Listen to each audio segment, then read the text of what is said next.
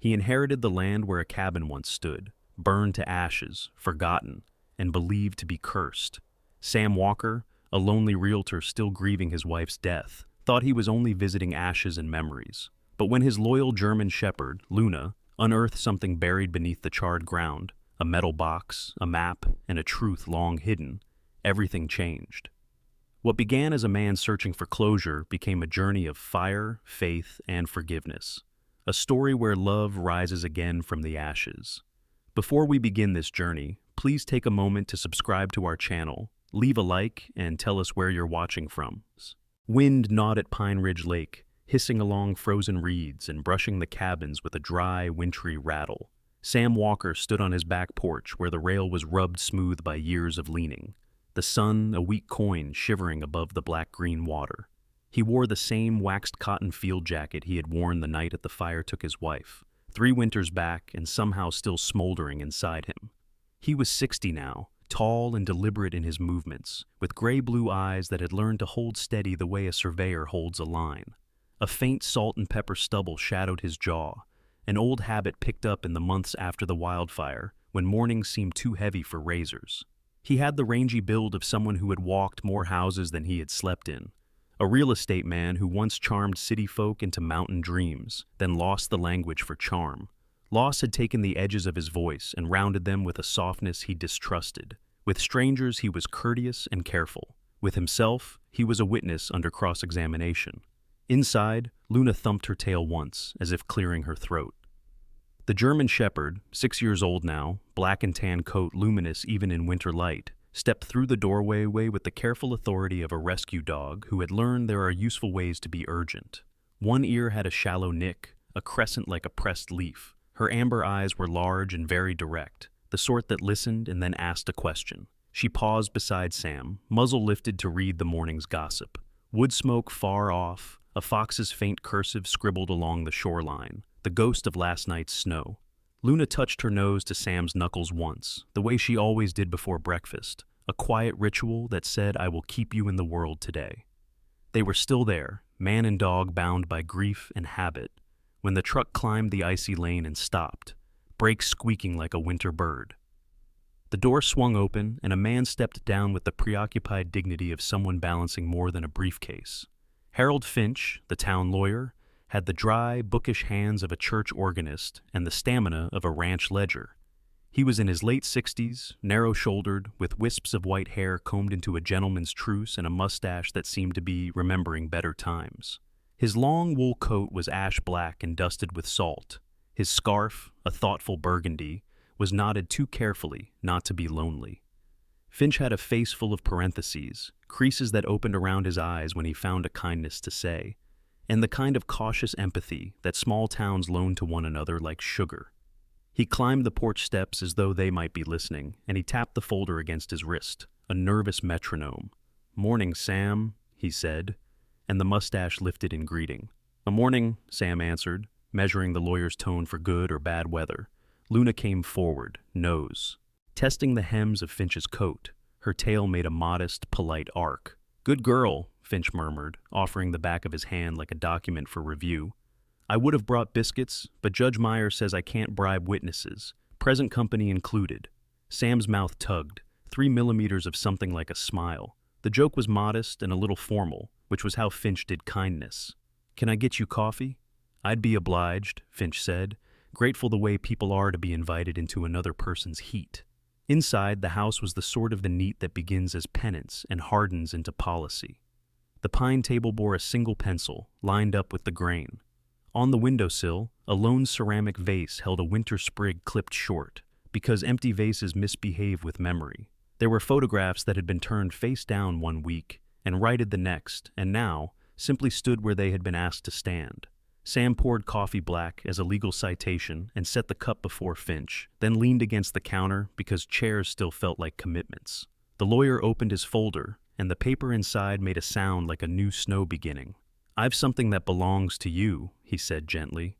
"It came through probate late yesterday, and it's uncommon." He laid down a single envelope, rough paper the color of smoke. On its face, Samuel Walker, Pine Ridge Lake, written in a hand that had not expected to be judged.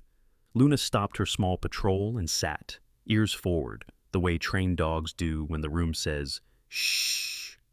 "From who?" Sam asked, feeling the old courtroom in his chest, where the prosecution and defense were both him.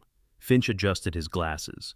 "From a cousin, second or third, one Mr. Thomas Rowe, older man, lived in the West Valley until the fire. You wouldn't have crossed paths likely, he kept to himself. He passed last year. The estate was small."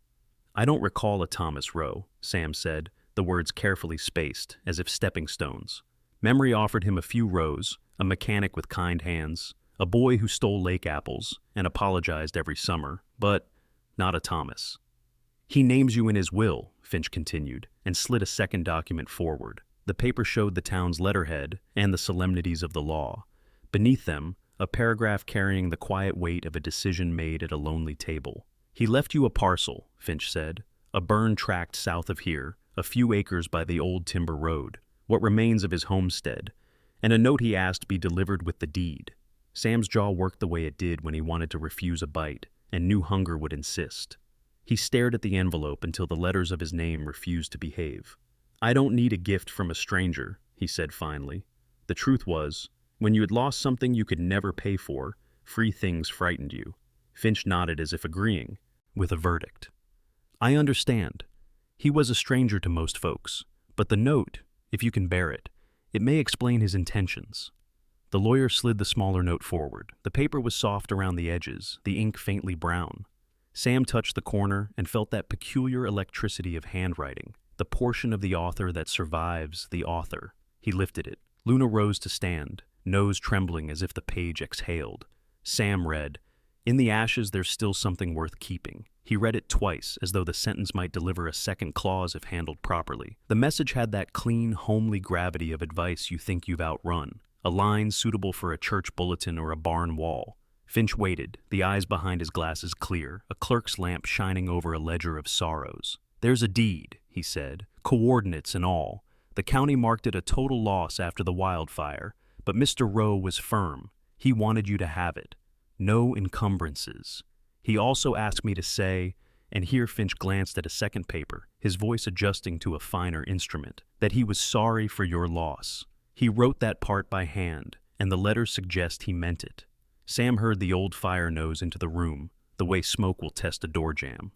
His wife, her name threaded through him like a seam, had died in that same red season, when the sky looked like someone had turned it inside out. He could still taste the ash that hung days after, sweet and metallic, like a lie trying to pass for medicine. Luna nudged his thigh. Her body was warm and squared to the moment. The dog had been a rescue with a rescue's discipline. She knew how to haul a man out of a collapsed day. "Why me?" Sam asked, the question mild and dangerous as a hidden current. "We can research the family line," Finch offered, "but the will is unambiguous. He names you, and only you. No money to speak of, just the land, and the message." He hesitated, then added the gentlest part like a stitch nobody would see. "Sometimes, Mr. Walker, strangers make kin at the end. Whatever he wanted kept, he believed you would know how to keep it." Sam wanted to say, "I don't even keep my house right. I keep it like a soldier keeps a bed in a field." But he only nodded, a fraction too late to hide the thought. Luna stepped closer to Finch, sniffed the folder, and gave a short, questioning bark as if to file an objection. "She's the better lawyer," Finch said, smiling with that tired, cheerful bravery old professionals learn when the system they serve is people. "German Shepherd? Rescue," Sam said. 6 at intake, 8 now by calendar, and sometimes 40 when storm warnings come in. She thinks like a medic. "And you?" Finch asked before he could stop himself. "I used to think like a salesman," Sam said.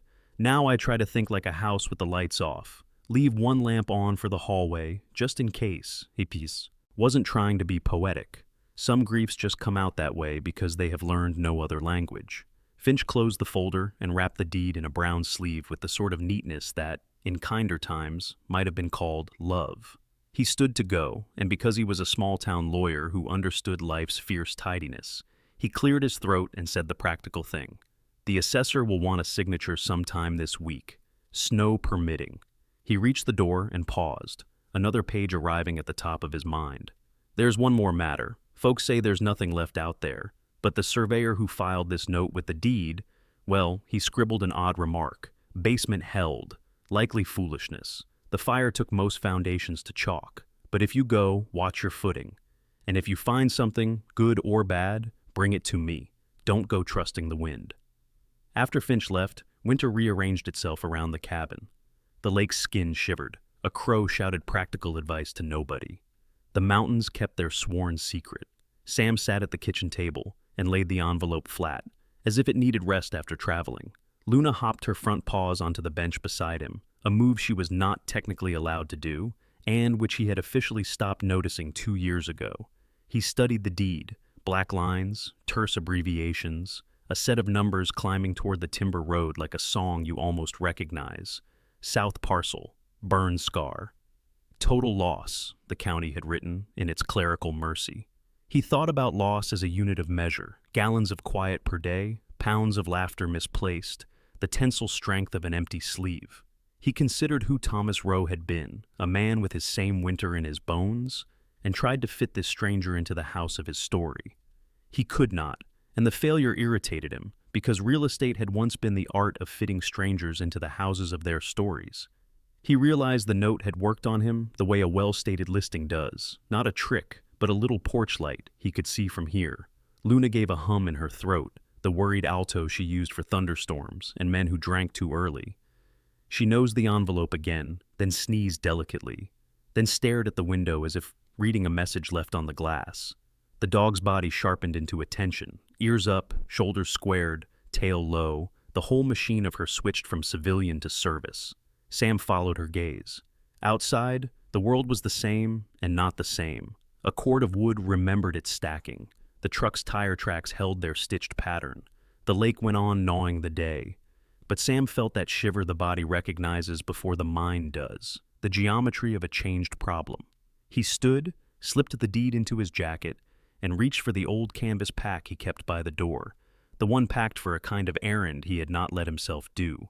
Rope, lantern, notebook. The map of the lake folded the way his wife had folded maps, with a small, bright violence that left straight answers. He caught himself smiling at that remembered efficiency, and then let the smile pass because he did not like to spend that currency all at once. "We'll drive down the road, hike in the rest," he told Luna, as if she were the logistics department. "We'll look. We'll not expect."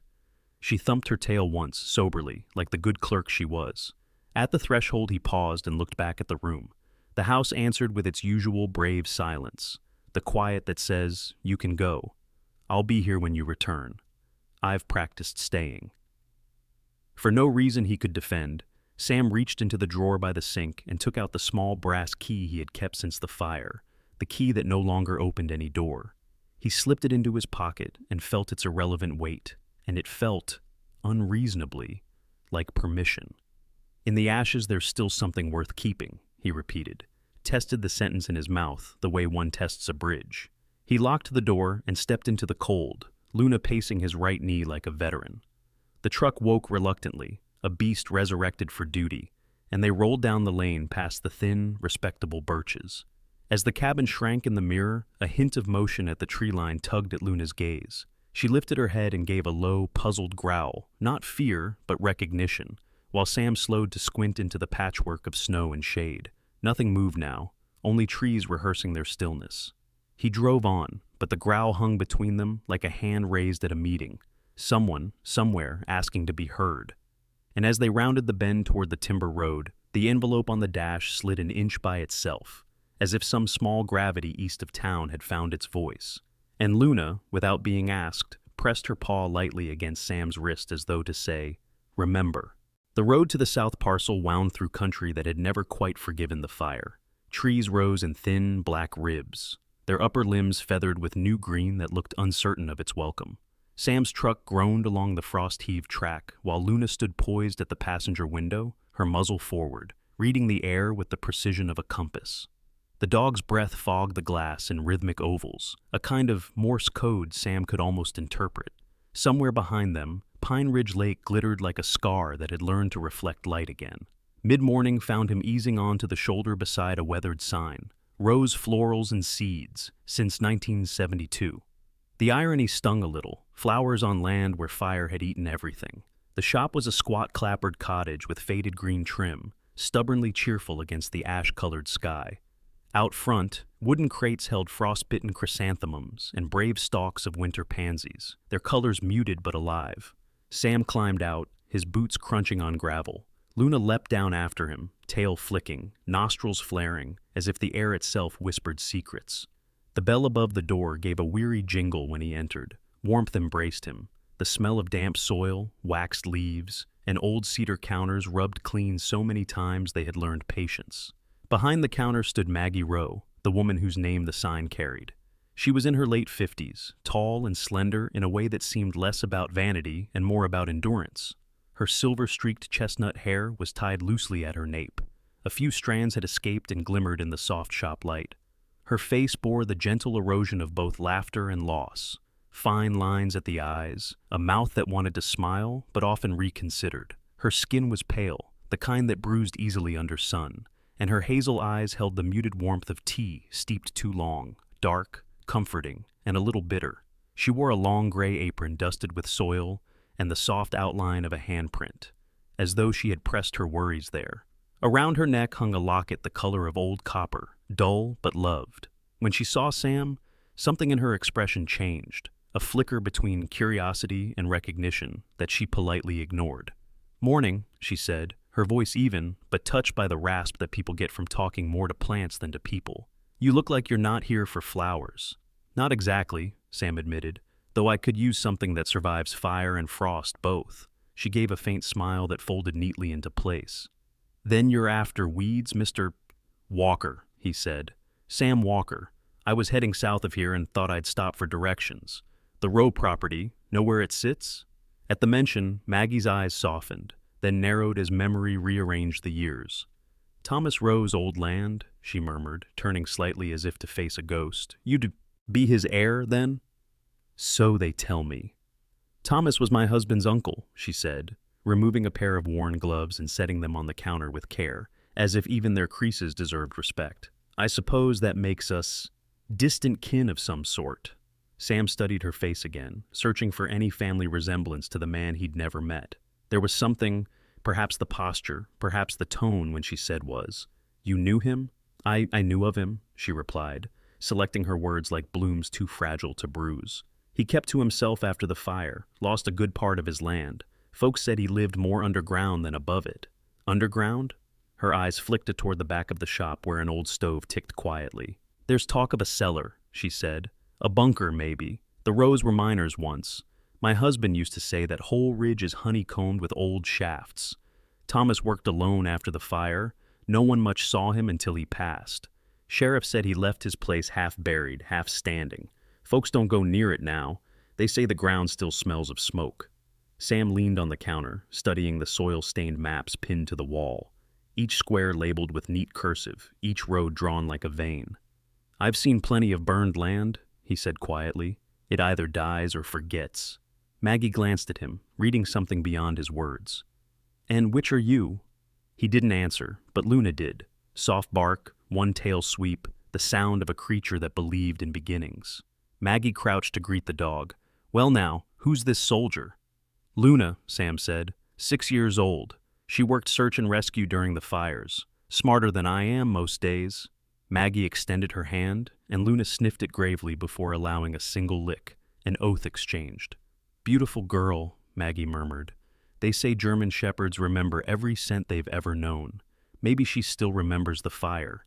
Sam looked at the animal, the way her fur shimmered in sunlight, the healed notch in her ear, and felt something inside him move, like a lock tested by the right key. For a moment, silence settled.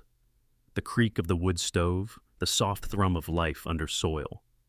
Then Maggie said, "If you're going out there, take the back road by the ridge. The main trail washed out last spring, but—" She hesitated, her fingers tightening around the counter's edge. "Be careful where you step. Thomas wasn't the only one who buried things out there." "Buried things?" "Old habits, old debts," she said simply. "The kind of history that doesn't like being disturbed." He nodded, memorizing the curve of her tone, half warning, half kindness. "You talk like someone who's been burned." Her smile wavered, then returned smaller. My husband, Daniel Rowe, he died in that same wildfire. He was volunteering with the rescue team. Sam's voice softened. I'm sorry. Me too, she said, eyes on the window where frost traced small, nervous branches. The fire took him and half the town's courage, but flowers still grow where ash falls. They just take longer to bloom. He wanted to say something that wasn't clumsy, something that didn't sound like he was borrowing comfort from her grief. But all he found was silence. Luna broke it again by circling near the door, tail stiff, nose working hard. She smells something, Maggie said. Dogs always know when a memory's still warm. Luna gave a short, uneasy bark. Sam crouched, following her gaze toward the window. Across the road, near a rusted truck, a man stood half-turned away. He was tall and broad-shouldered, wearing a charcoal overcoat that caught the light like dull metal. His hair was close-cropped, dark with threads of gray, his jaw heavy. Even from this distance, his stance radiated ownership. Victor Hale, Maggie murmured, noticing Sam's focus. Investor from Helena. Buys up land after every disaster, like some people collect postcards. Sam frowned. He looking to buy the Rowe place? He's asked, she said. More than once. Thomas never sold. Said the land wasn't his to sell. After he died, Victor started asking around town again. Folks don't trust him much. Too many promises, too little conscience. Outside, Hale turned as if he had heard them. His eyes, pale and gray as unpolished steel, met Sam's through the glass. A slow, assessing look. Then he smiled. Thin, professional, not quite friendly, and tipped his head before walking off toward his truck. Do you know him? Maggie asked. Crossed paths once. He buys for the same clients I used to, Sam said, though the memory tasted sour. He has a way of finding value where everyone else sees loss. Maggie's brow furrowed. That's not always a gift. When the man's truck disappeared around the bend, Luna settled, though her ears remained half-cocked. Sam paid for a small bouquet of dried lavender, out of politeness, perhaps, or superstition, and tucked it into his jacket pocket. Lavender keeps bad spirits calm, Maggie said with a faint laugh, then sobered. If you find something on that land, anything that doesn't make sense, come back here, not to the sheriff, to me. Why? Because some stories are too old for the law, but too alive for forgetting. Her gaze lingered on him, not searching, but steady, as if trying to remember a face she hadn't yet known. The stove crackled softly, and for a moment Sam imagined he could smell fire again. Not the sweet comfort of wood, but that other fire, the one that changed color mid-breath. He nodded his thanks, stepped outside, and felt the cold bite through his jacket. Luna jumped into the truck first, turning once before settling with her nose pressed to the windshield. The air carried the scent of burnt pine mixed with lavender, strange, ghostly perfume. As Sam started the engine, he glanced back toward the shop. Maggie stood framed in the window, her hand raised in farewell, or warning. Behind her, one of the dried wreaths hanging on the wall dropped a single brittle petal that fluttered down like ash.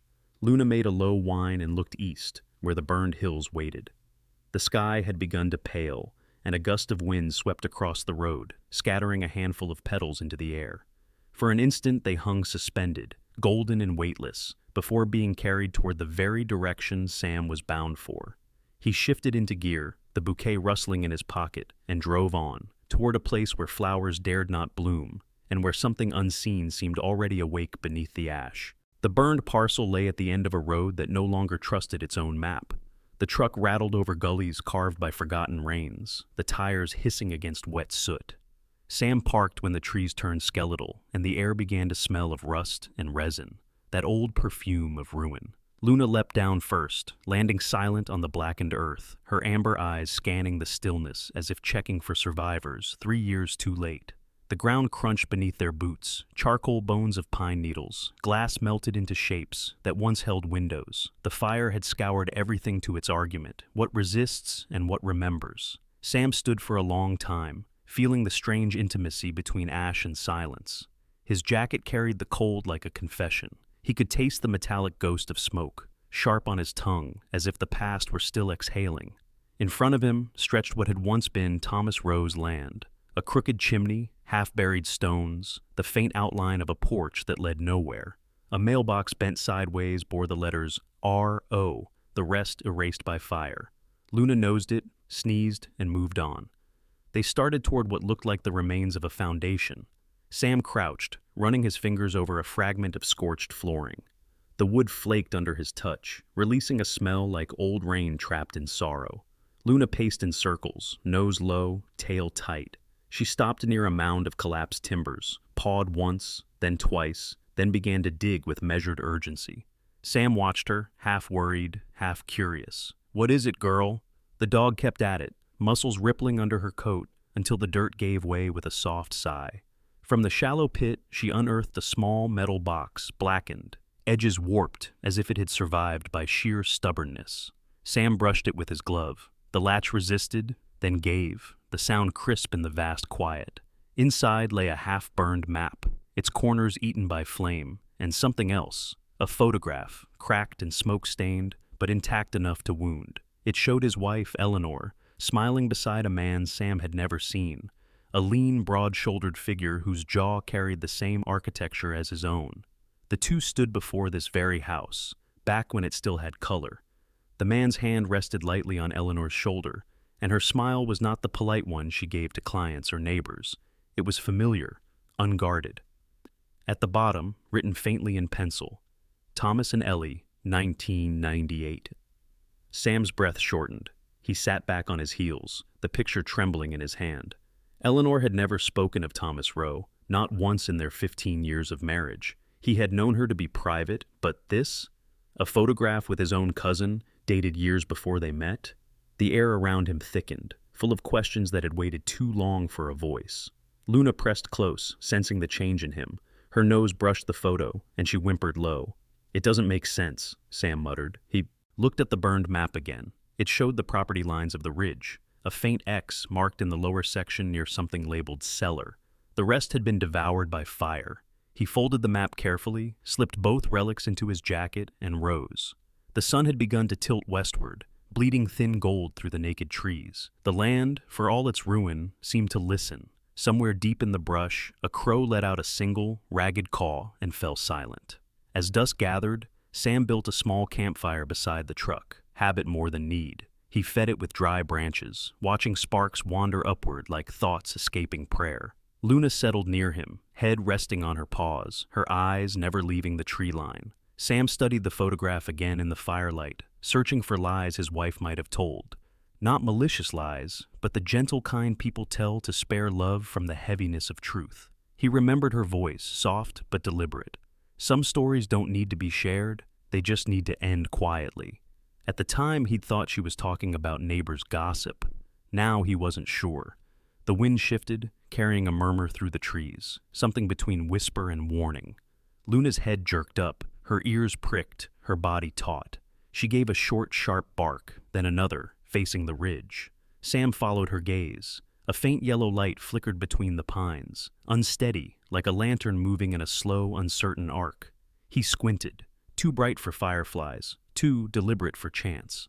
"Probably someone camping," he murmured, though even as he said it, his gut disagreed. The area was off limits since the fire. No sane person camped in dead timber. Luna growled softly, low enough to vibrate the air. Sam took the flashlight from his pack, clicked it on, and swept the beam toward the trees. Nothing, only drifting smoke and the skeletal remains of trunks. When he turned the light back, the yellow glow was gone. He exhaled and sat again, but Luna refused to settle. Her gaze stayed locked on the ridge, muscles twitching under her fur. Sam reached to soothe her, fingers sinking into the coarse warmth of her neck. "Easy, girl," he whispered.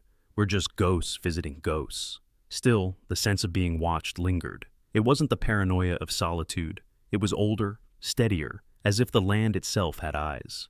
A sudden gust tore through the clearing, scattering ash like gray snow. For a heartbeat, Sam thought he heard a voice carried on the wind, something that might have been his name. He froze, pulse hammering, but it was gone, replaced by the brittle crackle of firewood. He forced himself to focus on the practical. Tomorrow, he would take the map to Finch, the lawyer, and demand answers about this Thomas Rowe. Tonight, he would keep the fire alive and his questions orderly. He laid down beside Luna, pulling his coat tight, the photograph tucked inside his chest pocket like an accusation. But sleep did not come easily. Every creak of tree, every snap of coal spoke in her voice. Eleanor laughing, Eleanor humming in the kitchen, Eleanor saying, "Some things are better left where the fire stopped." At some hour between night and never, Luna bolted upright and barked, a deep defensive sound that echoed through the trees. Sam shot up, grabbed the flashlight, and turned it toward the ridge. There it was again, the same yellow glow, moving closer this time, bobbing through the dark like a cautious thought. It stopped suddenly, then flared brighter, then vanished altogether. The silence afterward was unbearable, stretched thin and trembling. Sam rose, heart pounding. "Stay," he ordered, though Luna's growl said she wouldn't. He stepped forward into the darkness, the flashlight trembling in his hand. The air smelled of wet ash and something else. Oil, maybe, or old machinery. He reached the edge of the clearing and found footprints in the soot, fresh, heavy, leading toward the collapsed foundation. Someone had been here, recently. Behind him, Luna whined, impatient. "All right," he muttered, returning to the truck. The fire had burned low. The coals glowed like eyes half closed. He poured water over them, and steam hissed into the night. Before climbing into the cab, he glanced once more at the ridge. The wind had stopped. The world held its breath. And there, just at the edge of vision, he thought he saw a shape standing among the trees, a man's silhouette, tall, still, outlined faintly by the dying light of the sky. When he blinked, it was gone. Luna barked again, 3 sharp notes that felt like punctuation. Sam didn't answer. He started the truck, headlights cutting through the ash like truth through a rumor, and turned toward town. The metal box lay on the seat beside him, rattling softly with the road's every bump. Inside it, the photograph seemed to shift, its edges curling from heat that no longer existed. And though Sam couldn't hear it, the faint scrape of paper inside the box sounded almost like a whisper forming words, something worth keeping. The dawn came reluctant, its light diffused through a pale fog that clung low over the pines, softening the edges of everything burned. Sam hadn't slept.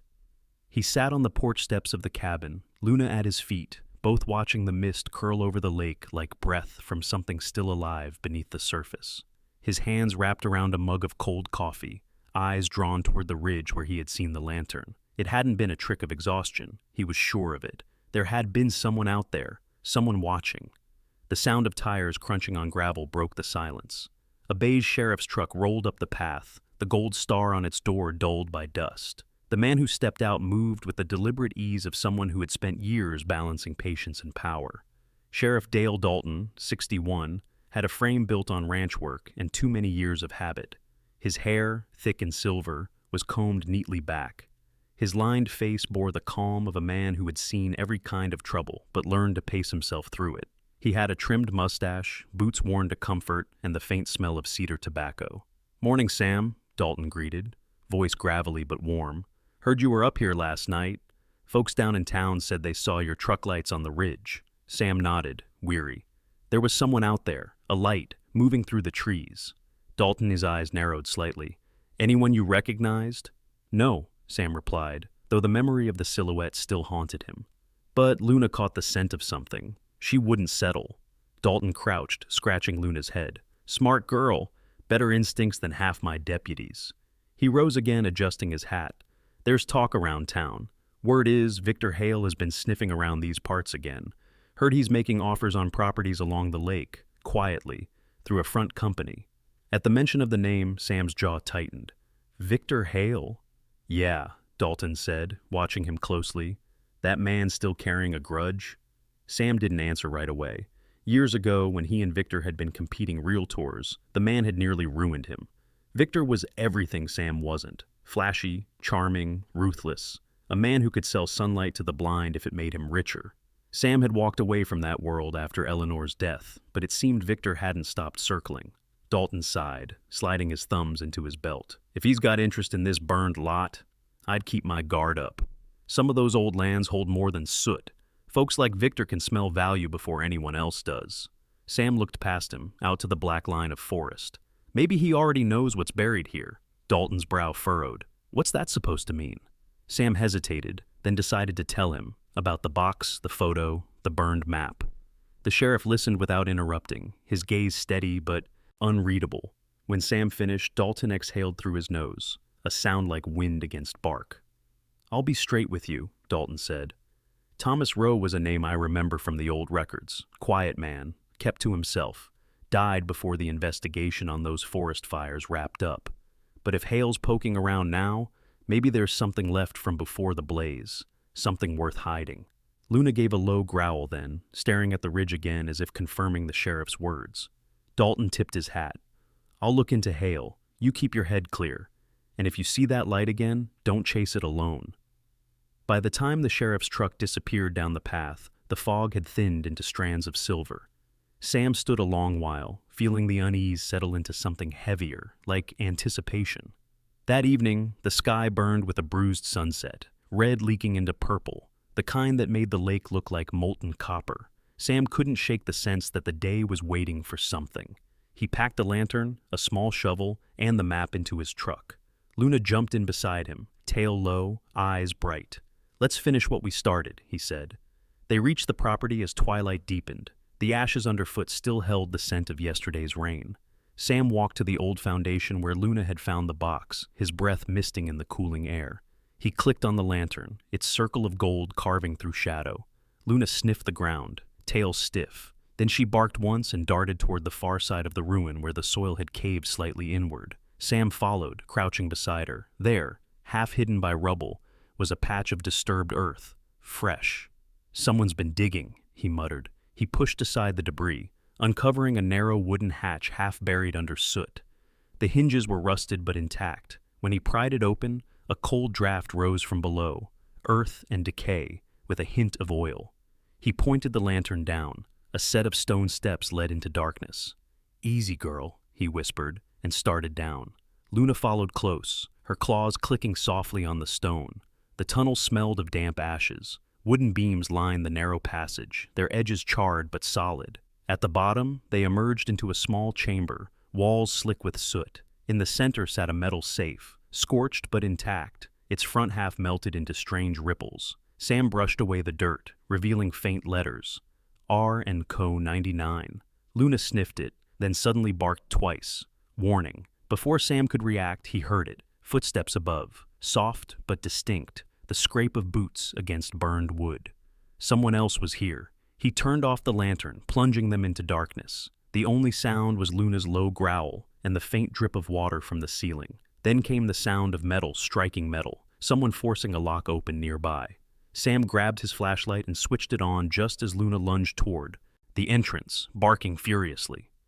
The beam caught a figure at the top of the stairs, a man dressed in a dark coat and gloves, face half shadowed. For a split second, their eyes met, cold, calculating, familiar. "Victor?" Sam's voice echoed off the walls. The man froze, then turned and bolted. Sam chased after him, Luna right behind. They burst into the open night, where moonlight spilled over the wreckage. Victor stumbled, caught his balance, and sprinted toward the trees. Sam followed, shouting, "Stop! What the hell are you doing here?" Victor glanced back, his face illuminated by the lantern's swing. Victor Hale, 55, still carried the smug handsomeness that had once sold 100 homes. His hair, black streaked with silver, was slicked back, his square jaw covered in stubble. But his eyes, sharp gray, were restless now, edged with guilt or greed. He shouted back, "You shouldn't have come here, Sam. You don't know what you're walking into." Luna caught up first, cutting across his path.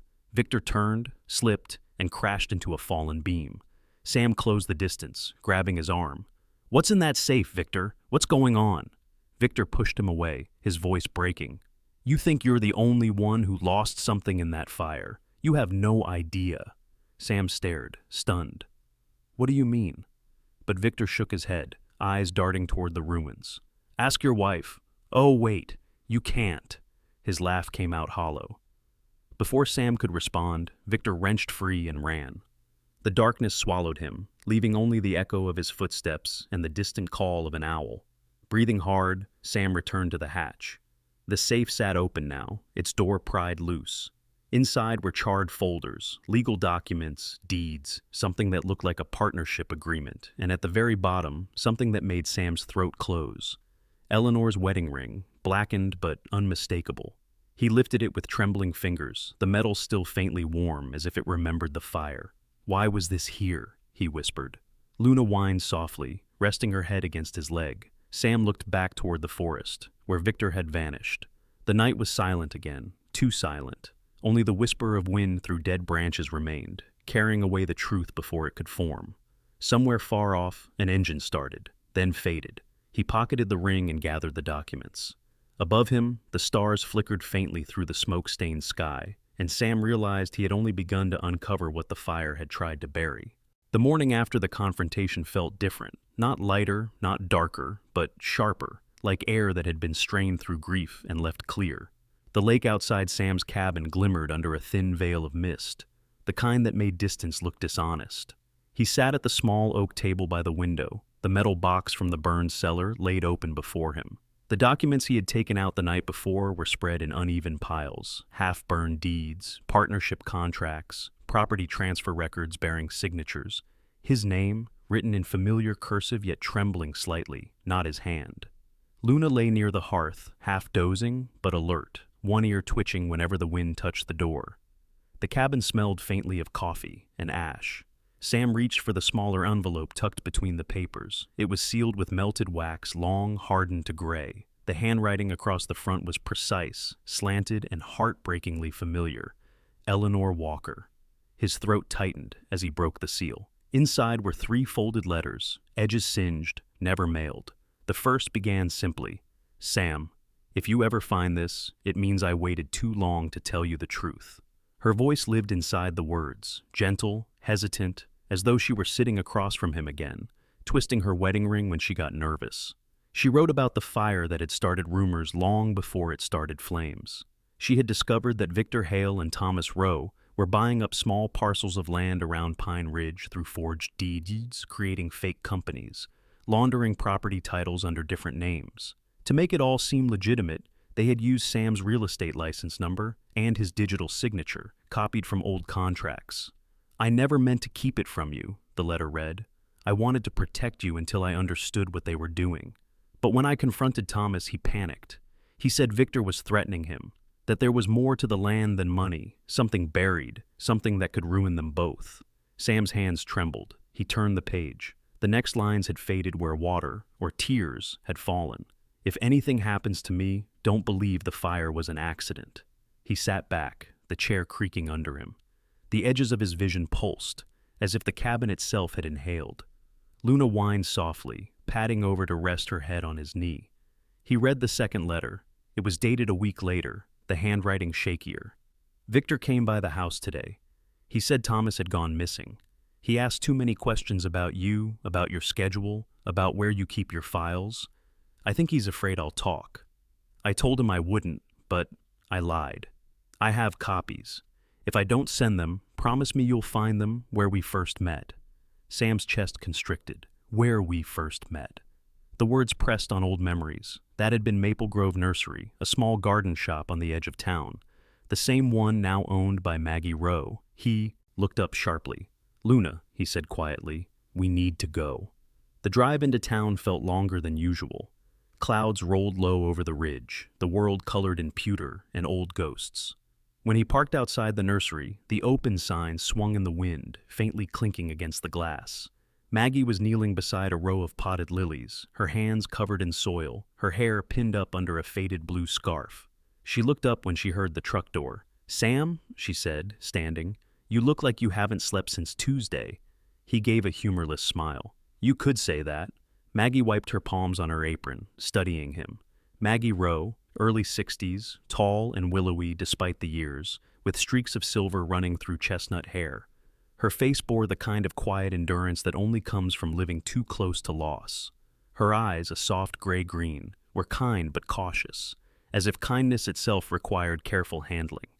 "I found something," Sam said, voice low. "In the cellar. Letters from Eleanor." She mentioned this place, said she hid copies of documents here. Maggie's expression froze for a moment before softening into concern. "Come inside." The nursery smelled of wet earth and lavender oil.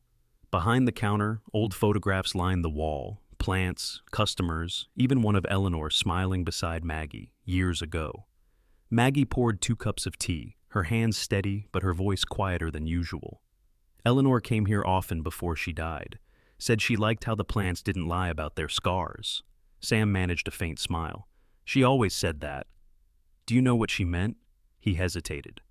Maybe now I do. He told Maggie about the letters, the fraud, Victor, Thomas, the fire.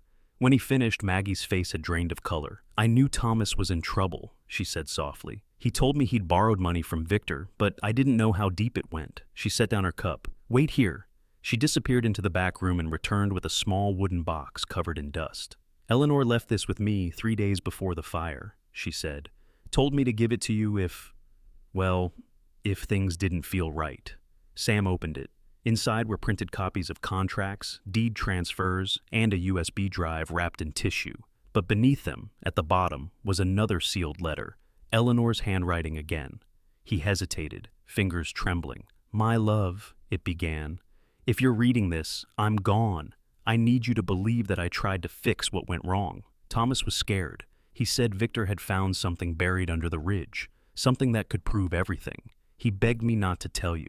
He said he'd take care of it. The night the fire started, I was on my way to meet him. The rest of the letter had been torn, the lower half missing. Maggie exhaled shakily. So it wasn't an accident, she whispered. Sam folded the paper, staring at the window where sunlight pushed through green glass.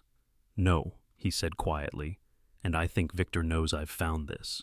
As if summoned by the thought, Luna's low growl cut through the stillness. She was by the door, hackles raised, staring through the window pane. Sam moved closer and saw them, footprints, fresh in the soft soil outside, circling the truck, stopping beneath the window before disappearing into the trees behind the nursery. Someone's been watching, he muttered. Maggie paled. You should go to the sheriff. I will, Sam said, but his tone carried a lie. He had learned over the years that truth didn't live in offices. It waited in the dirt, in the ashes, where people thought no one was still looking. He gathered the letters and the USB, tucked them safely into his jacket. Luna stayed close, her tail stiff. Maggie followed him to the porch. Be careful, Sam, she said softly. Grief makes people do desperate things, but guilt, that's worse. He nodded, glancing once more at the footprints. They were large, heavy, pointing toward the woods that led back to the lake. As he started the truck, the sky darkened with a gathering storm. The first drops hit the windshield like whispers. Luna turned in the seat, watching through the rear window, her ears twitching. When they reached the ridge, Sam stopped. The ground was damp, the scent of rain mixing with the smoke-stained soil. He stepped out, scanning the tree line. There, faint but visible in the mud, was another set of tracks, boot prints, the same tread as those by the nursery. He followed them a few steps before they vanished into grass. The silence that followed was thick, the kind that listens. Luna barked once, sharp and urgent. Sam looked down. By her paws lay something half-buried, a charred fragment of cloth, blackened but still bearing faint stitching that looked like the initials VH. He stared at it, the weight of confirmation pressing down like weather. Victor Hale had been here, recently. The rain began to fall harder, washing away the prints, the proof, everything but the question that refused to die. What was buried beneath that ridge, and what had Eleanor died trying to protect? Luna looked up at him, eyes burning amber in the stormlight. Sam whispered, We're not done yet, girl. The night began too quietly, the kind of stillness that makes a man uneasy long before he knows why. The air over Pine Ridge was unnaturally warm for early autumn, thick with the faint smell of resin. Sam sat at his desk by the cabin window. The letters from Eleanor spread before him like open wounds. He was marking the last of the forged documents, preparing to take them to Sheriff Dalton in the morning, when Luna suddenly lifted her head. Her ears twitched, her body stiffened. What is it, girl? Sam asked softly. But before he could move, she bolted to the door, growling. Then he smelled it. Faint, acrid, unmistakable, smoke. He opened the door and froze. Across the ridge, where the burned foundation lay, orange light flickered through the trees. Not lightning, not reflection. Fire. The sky above the ridge pulsed like a living thing, veins of flame threading upward into the dark. Dear God, he whispered, grabbing his coat and the lantern. Luna was already barking furiously, pulling toward the truck. They drove fast, the headlights cutting through the forest road as embers drifted in the wind like dying fireflies. The closer they got, the thicker the smoke became, curling low and choking.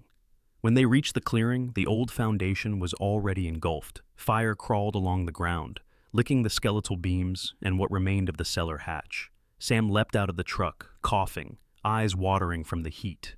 Someone had doused the ruins with accelerant. He could smell the chemical sting. This wasn't an accident. It was deliberate, cold. He heard the crunch of tires behind him. Sheriff Dalton's truck screeched to a halt, the siren wailing once before it cut off. Dalton jumped out, face grim beneath the flashing lights. "I got the call from the ranger station. They saw smoke from the highway. You all right?" "Someone's burning the evidence," Sam shouted over the roar. "It's Hale. He's trying to erase everything."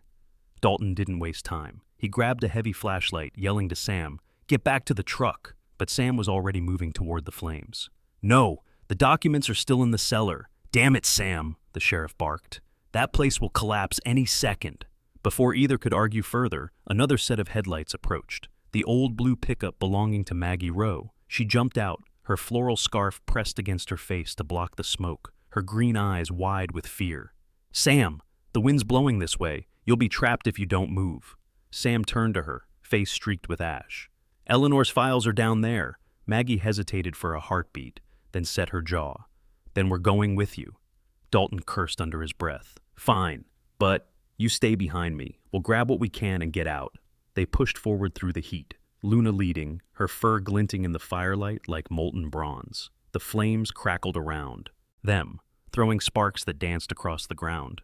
The cellar entrance was half buried under debris, the hatch blackened and smoking. Dalton wrenched it open with a crowbar, releasing a wave of searing air. "Make it quick," he shouted. Sam climbed down first, Luna close on his heels. The narrow tunnel glowed dimly red, smoke curling like ghosts along the ceiling. He could see the metal safe, the same one from before, half melted, its contents strewn across the ground. Piles of papers were already smoldering. "Come on!" Sam coughed, grabbing what he could. He stuffed documents into his coat, shielding his face from the smoke. Luna barked frantically, pacing near a pile of collapsed wood, her ears pricked. She started digging again, claws scraping against the stone floor. "What are you doing, girl?" Sam rasped, barely able to see through the haze. Then he spotted it, a small metal case wedged under a beam, half buried in ash. Luna clawed at it, barking. Sam reached for it, but before he could pull it free, a deep rumble shook the ground. The ceiling groaned, timber splitting like thunder. "Sam, get out!" Dalton shouted from above. "The structure's giving way." Sam grabbed the case, but the beam pinned his sleeve. Luna barked louder, tugging at his coat. He ripped free and turned toward the stairs, dragging the metal case with him. A moment later, part of the ceiling collapsed, and a wall of fire burst inward. Dalton and Maggie leaned down from the entrance, their faces ghosted by smoke. "Hurry!" Then came the sound that split Sam's heart, the yelp of pain. He turned just in time to see Luna dart back into the collapsing chamber. "Luna!" he shouted, voice breaking. He dropped the case and lunged after her, but a burst of flame blocked the way. The heat drove him back. Dalton grabbed his arm. "It's too late." "No," Sam's voice cracked. "She's still in there." The fire roared, and for a few agonizing seconds he saw nothing, just smoke, sparks, and the unbearable sound of the world burning down again. He thought of Eleanor, of promises broken and letters never sent, of how loss always came with the smell of smoke. He sank to his knees, choking, tears carving clean streaks down his ash-stained face. Then, through the chaos, came a sound, a bark, hoarse but alive. Luna burst through the smoke, staggering, her fur singed, muzzle gray with soot. Clenched tightly in her jaws was the charred folder. She limped toward him, tail trembling weakly. "Good girl," Sam whispered, voice raw. He gathered her into his arms, pressing his forehead to hers. She was shaking, but breathing. Dalton and Maggie rushed forward, hauling them both away from the burning ruins. Behind them, the cellar collapsed completely, a geyser of sparks lighting the night. They stumbled toward the sheriff's truck, coughing, eyes watering. Maggie helped wrap a wet blanket around Luna, her hands trembling. "She saved it," she said softly. Dalton looked at the folder, now resting on the tailgate. "Whatever's in there better be worth it." Sam opened it carefully. Inside were scorched documents, but enough of the text survived to read. Property records, bank transfers, signatures linking Victor Hale's company to shell corporations tied to the fire insurance claims from 3 years ago. Proof that Victor had ordered the clearing of the land for illegal mining. Proof that Eleanor had died trying to stop it. Dalton exhaled. "That's enough to bury him for good." Maggie leaned against the truck, face streaked with soot. "We have to get this to town before he knows we have it." But as she spoke, the roar of another engine echoed through the valley, though powerful, coming closer. Headlights slashed through the trees, cutting across the smoke. Dalton drew his sidearm. "That's him." The vehicle slowed just outside the clearing. Through the haze, Sam saw the outline of a black SUV. A man stepped out, tall, broad, wearing a dark coat. Even through the smoke, the gleam of silver hair was unmistakable. Victor Hale. He looked at the fire behind them, then at the folder in Sam's hand. "You just don't know when to quit, do you, Walker?" His voice was calm, but his eyes, cold gray, were alight with fury. Dalton raised his weapon. "You're done, Hale. The evidence is in our hands." Victor smiled faintly. "Evidence burns easily, Sheriff." Then, almost casually, he turned and walked back toward his SUV. "Enjoy what's left of your night," he said over his shoulder, "because come morning, I'll own everything you think you saved." The SUV vanished into the smoke, its taillights blinking like distant embers. For a long moment, none of them spoke. Only the crackle of fire remained, and Luna's soft whimper as Sam stroked her head. He looked at the ruined ridge, then at the folder clutched to his chest. "Not this time," he whispered. "You won't take it all." Dalton put a hand on his shoulder. "Then we fight back, with truth." The fire began to die down, but the night still smelled of betrayal and courage. Above them, the clouds parted just enough for moonlight to fall on Luna's soot-streaked fur. She lifted her head, eyes glowing like twin embers, as if defying the darkness itself. For the first time in years, Sam felt something that wasn't grief. It was resolve. Morning came with rain first, then light. The kind of soft, steady drizzle that washed away soot from rooftops and made the trees look like they were breathing again. The fires had finally died, and with them, the last illusions that had haunted Pine Ridge. The world smelled of wet earth and renewal, as if the forest itself had decided to start over. Sam stood on the porch of Sheriff Dalton's office, his coat still marked with ash and sleepless nights. Luna lay at his feet, her fur patchy where the flames had singed it, but her eyes, those loyal amber eyes, gleamed with unshakable calm. Inside, voices rose and fell like the echo of a storm fading. Sheriff Dalton stood beside the desk, thick arms crossed, his gray hair damp with sweat. Across from him sat Agent Nora Clark, a federal investigator in her late 40s, sharp-eyed and composed. Her dark brown hair was tied in a practical bun, and her voice carried the calm precision of someone who had seen too much and chosen not to flinch anymore. She adjusted her glasses and closed the folder before her. "Well," she said evenly, "that's about as open and shut as it gets. Hale's men confessed this morning. He ordered them to torch the ridge last night, same way he did 3 years ago. Only this time, the evidence didn't burn." Dalton exhaled heavily, his hands on his hips. "He'll face federal charges, arson, fraud, insurance conspiracy, and whatever else you dig up." Agent Clark nodded. "The court won't be kind. He's finished." She turned to Sam. "You did good work, Mr. Walker. Most men wouldn't have risked their lives for paper." Sam managed a weary smile.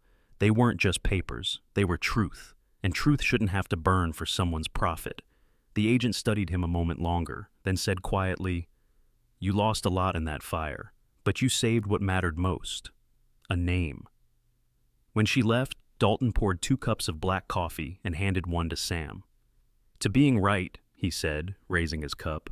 Sam gave a small nod. "And to starting over." Dalton's grin cracked through the weariness. "You've earned that." Outside, the rain tapered off. The streets gleamed like mirrors, reflecting the first hesitant hints of spring. Luna rose, stretching, then nudged Sam's knee with her nose. It was time to go. By late afternoon, the road back to the ridge was open again. The fire had spared the lakeshore, leaving the air filled with the scent of pine-zea and smoke. Sam parked near what used to be the foundation, now a field of black soil, cooling under the weak sun. He stepped out, boots sinking slightly into the mud. Luna bounded ahead, sniffing the air. Maggie Rowe was already there. She wore her denim work jacket and an old straw hat, her silver-streaked hair tied in a low knot. Kneeling in the dirt, she was planting seedlings into rows marked by thin twine.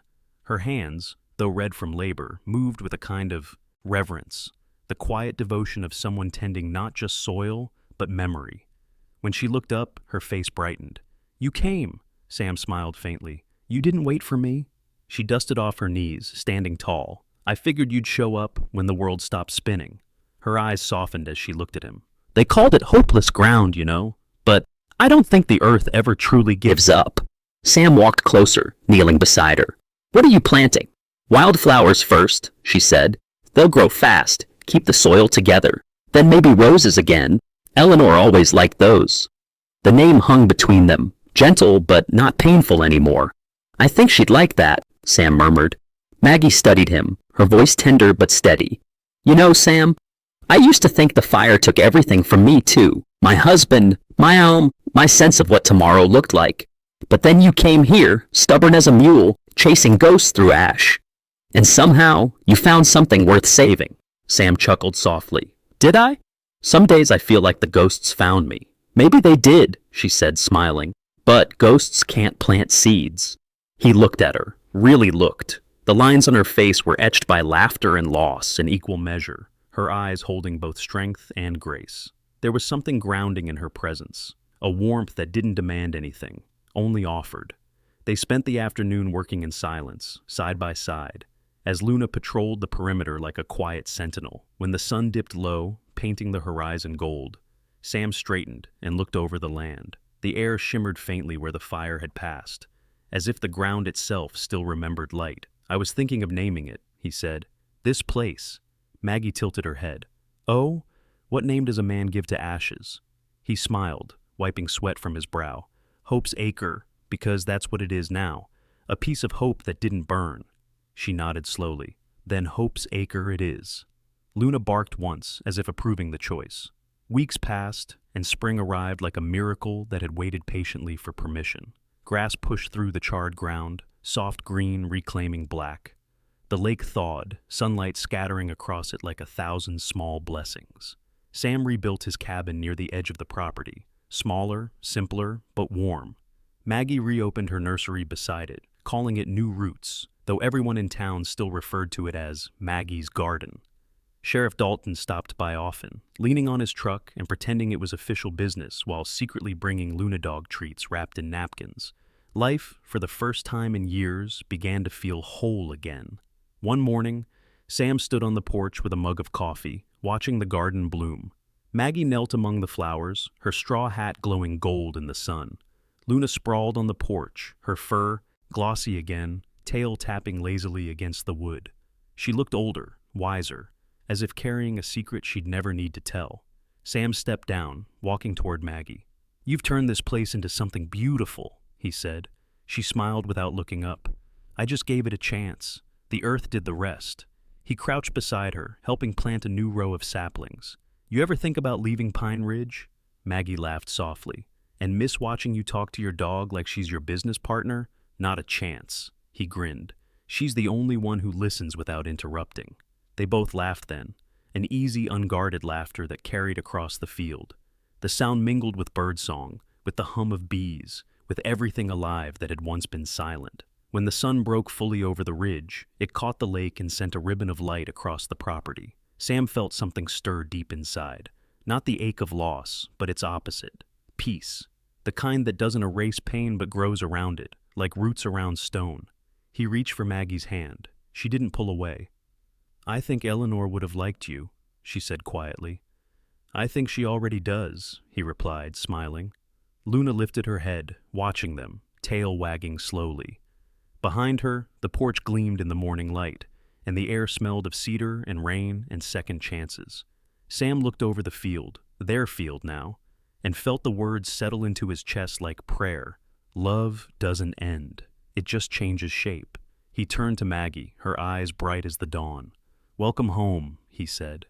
And as the first true sunrise of spring spread over Hope's Acre, the ashes of yesterday shimmered faintly, no longer marks of ruin, but soil for everything yet to bloom. Sometimes God doesn't send miracles in thunder or blinding light. He sends them quietly, in the loyal eyes of a dog who refuses to give up, in a field of wildflowers growing from ashes, in the courage of a heart that dares to love again. Sam thought his life had burned away with that fire, but God had another plan, one that began not with grand miracles, but with small, faithful steps. a dog's bark, a letter found, a seed planted in faith. If you've ever felt lost, if you've ever thought your best days were behind you, remember this. Sometimes what's gone isn't lost. It's just waiting to be reborn. And maybe, just maybe, that's how God works, turning our ashes into gardens of hope. If this story touched your heart, share it with someone who needs a little light today. Leave a comment with your prayer or your story. We read every single one with love. And don't forget to subscribe so you can walk with us through more stories of faith, hope, and the small miracles God hides in everyday life. May the Lord bless you and keep you, and may you always find your own hope's acre wherever you are.